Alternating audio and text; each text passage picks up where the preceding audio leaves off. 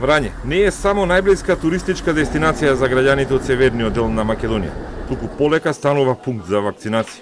До сега околу 70 на граѓани кои имаат двојно државенство успеале да се вакцинираат во овој град, објави РТС. Уште десетина други македонски државјани примиле вакцина во пограничните здравствени домови во Србија. Екипата на РТС на вакциналниот пункт направи анкета од македонски граѓани. Меѓу вакцинираните имаше и здравствени работници. Ја нисам могол да примим вакцину, nije došla vakcina u Makedoniji. Rešio sam, a pošto sam dvojni državljanin i Makedonije i Srbije, podneo sam zahtev e-uprave za primanje vakcine. Oni su mi izašli u susret, poslali su mi datum primanja vakcine. Ja sam zdravstveni radnik, radim u laboratoriji i pošto ne znamo kako ćemo da se vakcinišemo, rešili smo da se vakcinišemo ovde u Vranje.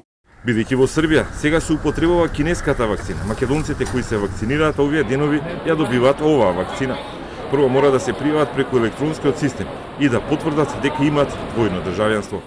Ono što je potrebno za strane državljane jeste da budu uredno prijavljeni preko e-uprave portala, kao i po protokolu za sve ostale građane iz Republike Srbije.